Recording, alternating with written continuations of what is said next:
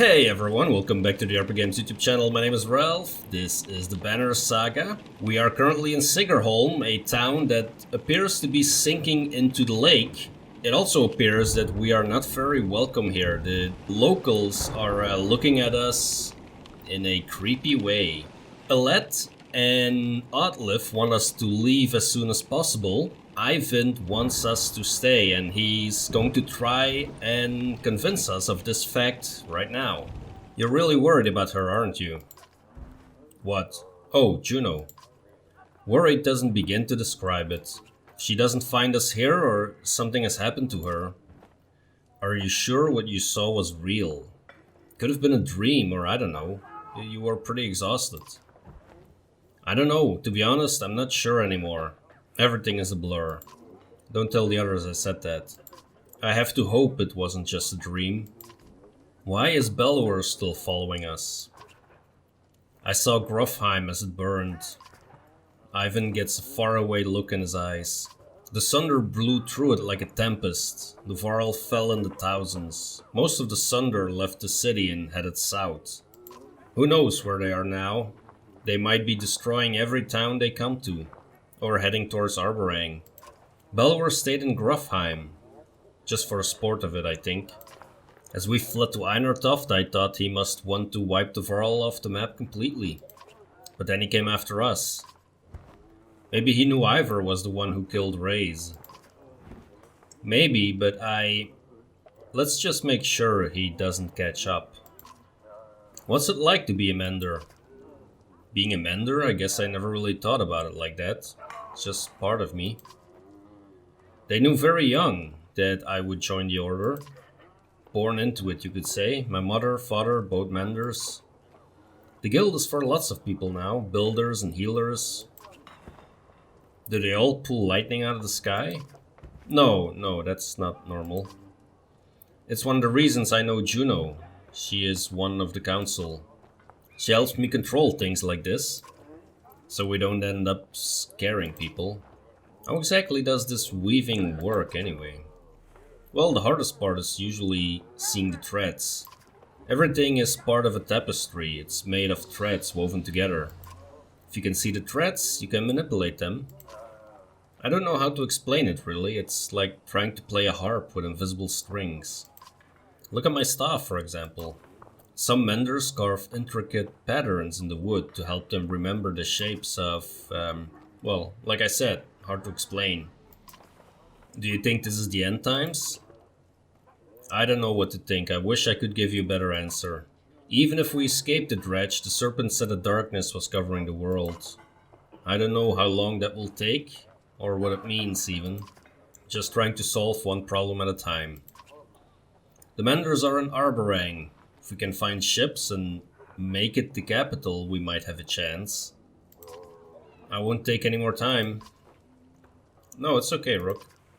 I appreciate the talk. It's good to stay grounded. I spend all day worrying about serpents or thunder. I think a lot of people are intimidated or scared, maybe, of me. Don't worry, it's nothing new. I'm used to it.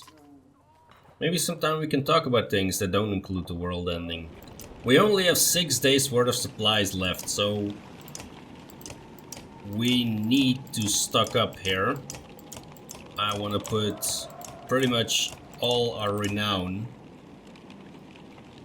into new supplies. We have 13 days. We can rest here and see what happens in the upcoming days. It would maybe lift morale a bit as well. A scuffle has broken out in front of the houses. "Thief!" shouts one of your people as a group of strangers flee from your camp. Oddleif is already running their direction. "They took our supplies," you hear from nearby. Let's try and talk it out with the locals. You wander onto a beach where some men have been waiting for you. Some terse words are exchanged about whether anything had been stolen or not. You don't see who draws the first weapon, but it stops the conversation cold.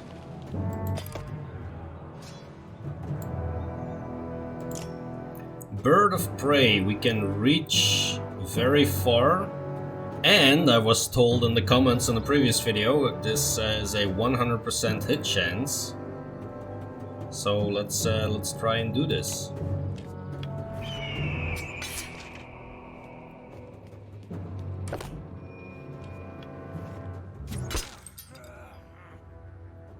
Let's think here for a moment. I think he's gonna go for our mender here. So that would mean that if I place the arrow here, he will probably get shot. I mean this fighter right there.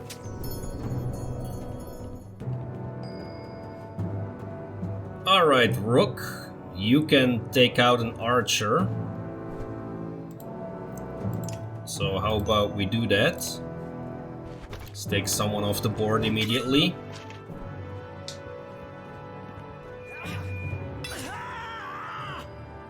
That's a big hit. Why are they targeting Mugen? I could do more damage over here, actually.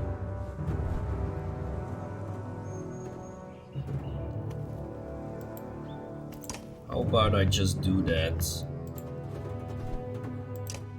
Just take another one off the board.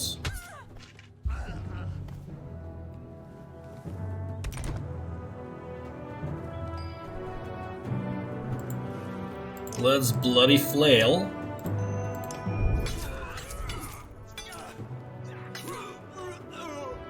Nice. Okay, so this guy has 10, so I'm assuming I want to hit him. I do need to move first. Let's hit him with the maximum here. Zzzt. Oh, he walks right in the middle of us, ignoring the arrow. Let's try and do this. I know we have the 100%, but it only does 1 damage apparently. And I didn't seem to be able to boost that.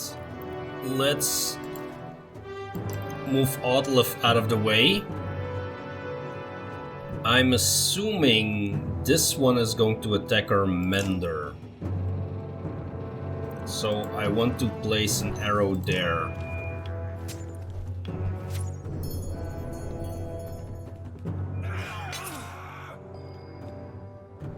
Three damage. Let's move Rook here and do. Yeah, let's do the full damage. It's fine.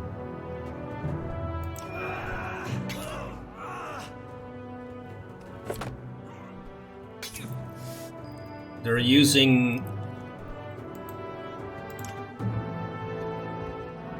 They're using their shield ability a bit better than me. That's no surprise. Let's whack this guy.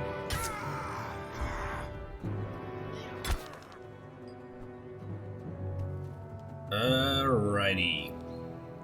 This would hurt. This is a good one. This hits 2 of them.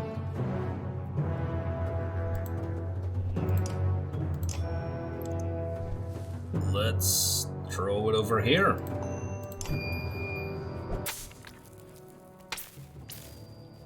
It's 4 and 5 damage. Ooh. That hit some more people than I was expecting. 2 damage. That's 10. He's probably not going to survive.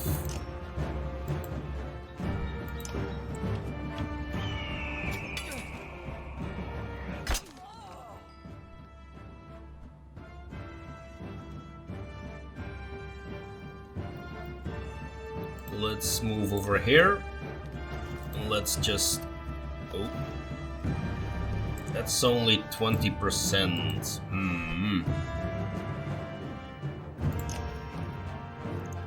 In that case, he's probably just gonna move through them again, I would assume.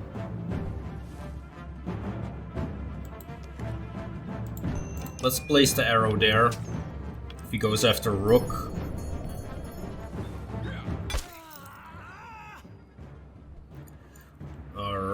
So we can... Oh, both of them are almost dead. Okay, let's take this one because he's next. There we go. And then just finish off with Ivor. There we go.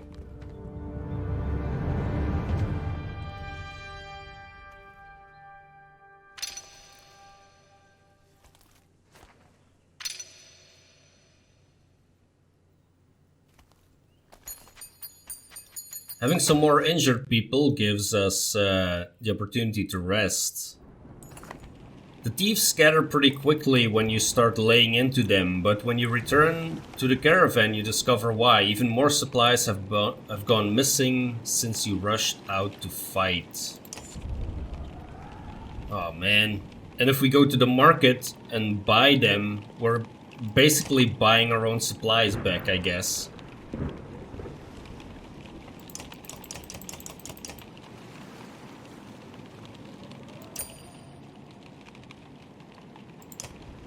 Let's rest for another day, see what happens.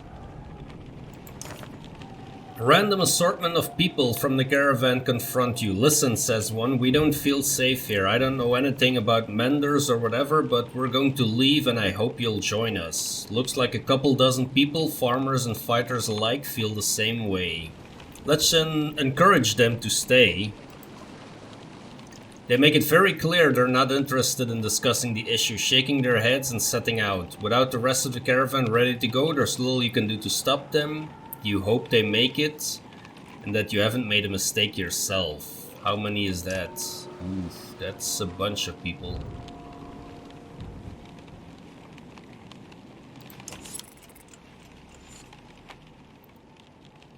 Morale improved, that's good, but how long are we gonna stay here? That's the question. We have no injured people left. It's a pity that we cannot talk to Eyvind now.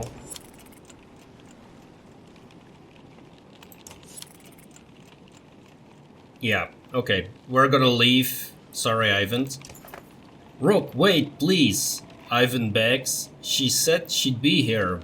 We need her. You can tell he's terrified of leaving, as though he'd be giving up on Juno. Man, how much longer?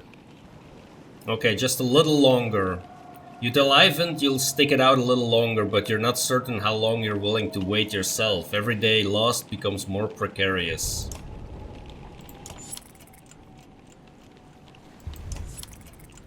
Yeah, we're burning through supplies. Not gonna happen. She's not coming, Eyvind. Eyvind looks out across the lake with a 1,000-mile stare. He says nothing. We've got problems, says Ivor. The whole place is flooded. We could try to walk the muddy parts, but it'll be slow going. We could try to float the caravan over the lake, but we might tip or get stuck. Or we could just go around the whole thing, but no idea how long that'll take. What do you think?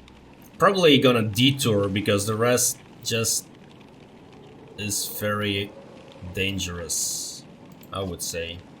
You leave Sigrholm and start to feel your way around the flooded area, which has washed out the road completely. You continue far into the wooded area, which slows you down even further. Already committed, you hope you didn't make a grave mistake. You leave Sigrholm in a hurry, hoping to outpace the dredge that must be close behind. As you continue further south, you first hit overgrowth, then forest before finding land that is dry enough to follow back around. By the time you circumvented the mud, you've lost a lot of time and hope it doesn't haunt you later. Only 4 days of supplies left. Oh my goodness.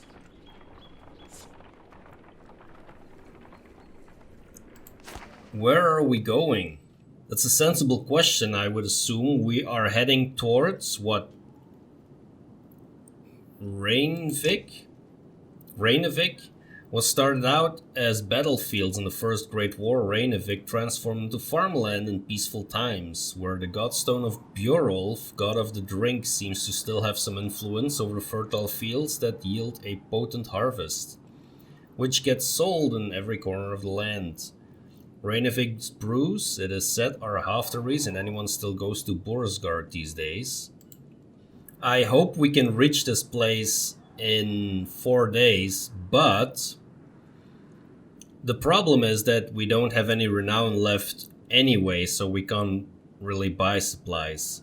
We are passing the Langloom Forest, the most sprawling forest known to man or varl. The Langloom is often remembered for having occasional rows of perfectly lined trees that look out of place in the middle of the wilderness, as if they had been carefully planted or even placed. Many suppose the Loom Mother planted the trees herself, and the rest instantly sprang up around them, but the Loom is a dangerous place that rarely harkens back to the image of the Loom Mother. If I'm not mistaken, that is something that American soldiers were complaining about when they were in Belgium in the Second World War, is that all the trees were planted and you could see like a very long distance in between the trees, or get shot that way. Oh man.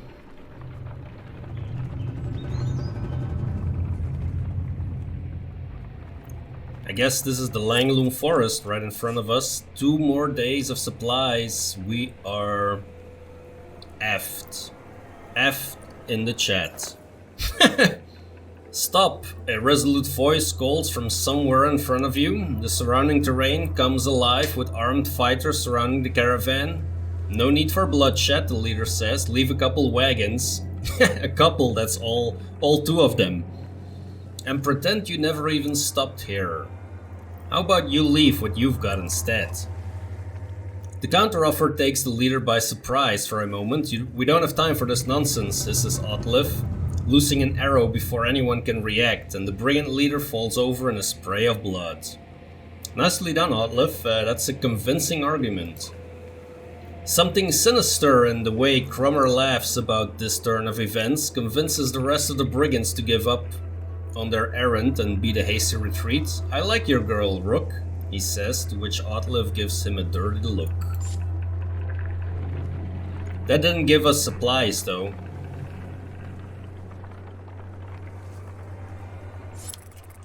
One more day of supplies. As you're about to head off to sleep for the night, Onef pulls you aside. I have a couple concerns I wanted to speak about. In private, you could find a quiet place to talk.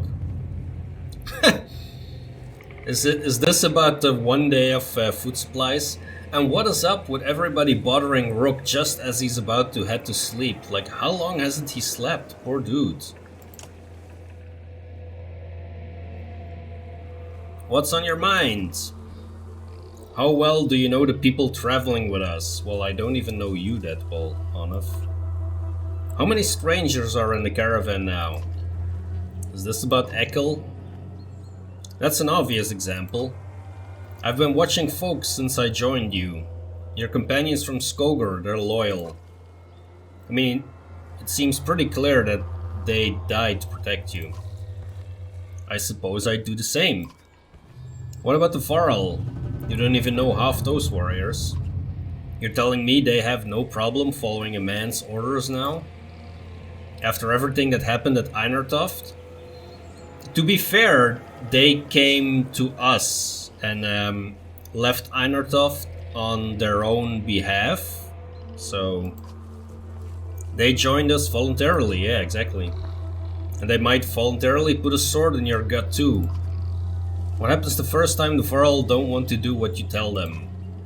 If Crummer gave the word, I guarantee at least half would follow. Let's be honest, they could take this caravan by force at any time if they wanted to. I've got no choice but to trust them. Gotta disagree with that, Rook. We always have a choice. They're not the biggest problem though. There's a mender with us, a mender who pulls lightning out of the sky and tells us what to do and where to go. Myself, I think we lucked out when his mentor didn't show up in Sigrholm. Eyvind's just the apprentice. What in the depths is his master capable of? Think about it, Rook. What do you really know about Eyvind? I heard they were found practically dead in the middle of nowhere when the dredge started showing up. Then an enormous serpent shows up at Einartoft after tearing the world in half, takes one look at Eyvind and bolts. Suddenly they need our help instead of the Mender Council? How does that make any damn sense? You might be distorting what happened. Or Eyvind might be. I'm grateful for what you've done to get us this far, Rook. But it's always been about trust. I think it's time to part ways, so to speak, nothing personal. What did just happen? Suddenly you gasp for air when you look down. Onef is holding a knife buried deep in your ribs. Are you kidding me, Onef, you mother effer? Seriously? After all I've done for you, I've spent renown to level you up? You dickhead.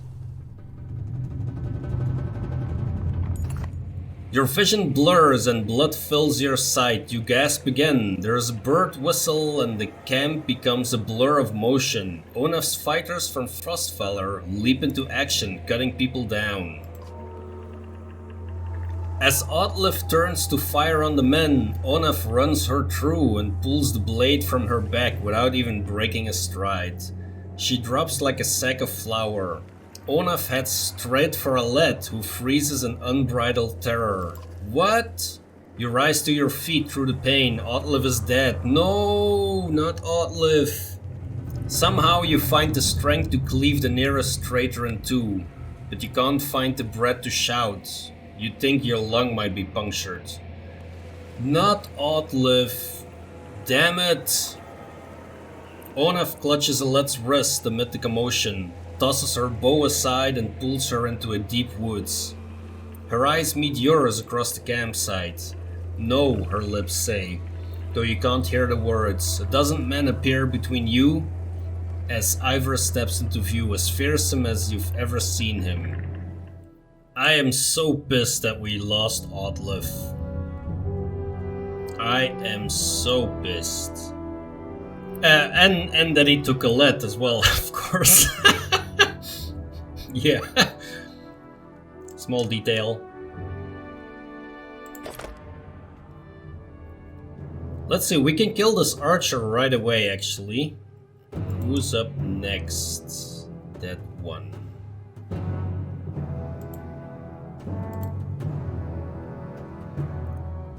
We could also shoot him. He's not gonna do much, he's only gonna do armor damage on Crummer though. So how about we just take someone off the board? Yeah, of course he's gonna ignore Crummer. Oh, damn, I completely forgot Nit. Yeah. Sorry about that, Nit. It's nothing personal.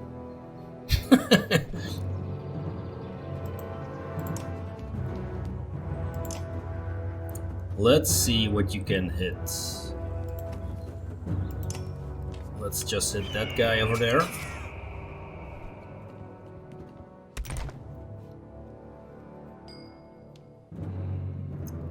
Alright, Eivor.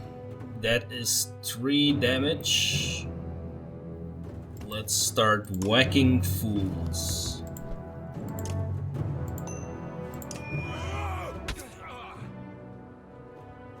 He's going after Ned, of course. Cowards. Let's... oh, they are perfectly positioned for...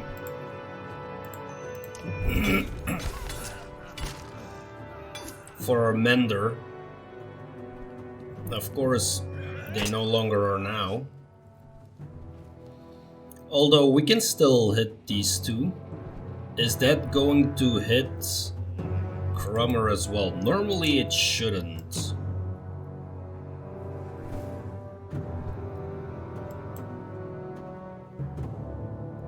Let's hit this one actually. Ah no, that was the wrong way. Now either of them is dead, otherwise one of them would be dead. Yeah, that was a mistake. We can kill that one, or we can do some damage here.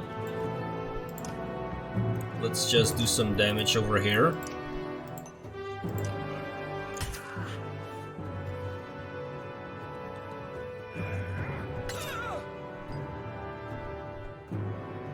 So there's two of them who have the Stonewall ability. Yes, so we don't want to target them. We could mark Prey. That will for sure kill one of them, I would think.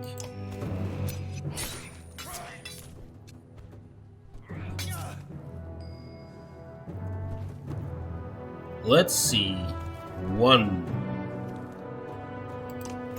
So we can kill another one with Bird of Prey here. Just one hit point left. We get a kill with our Bowmaster, that's good.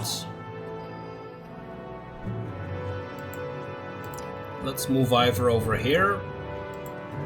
And whack this guy for a lot.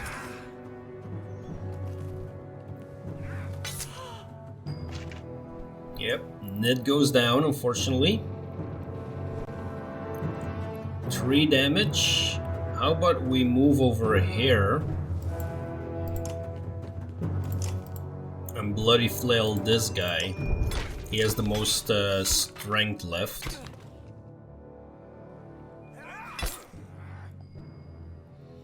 Alright, and now we have a great way to finish them all off, I would say.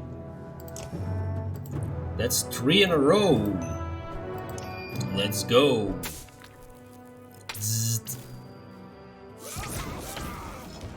Nice. That's what you get when you mess with a mender. Onef, you dickhead.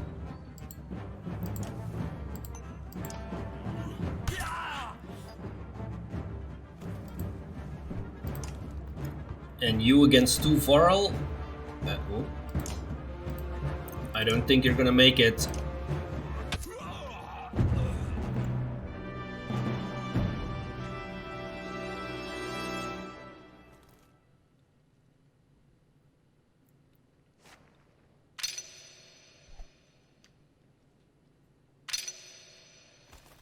We have some injuries.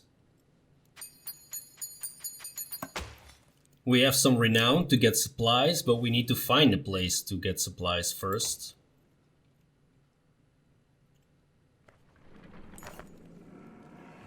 And all of this just wasting time. Where is Let? Shouts Ivor, tearing through the nearest bandit, but you're already hobbling into the deep woods where they disappeared, ignoring the battle raging behind you. In a haze of pain, you start to think you've lost their tracks, then you hear Let screaming in the distance, followed by silence. You tear through the trees.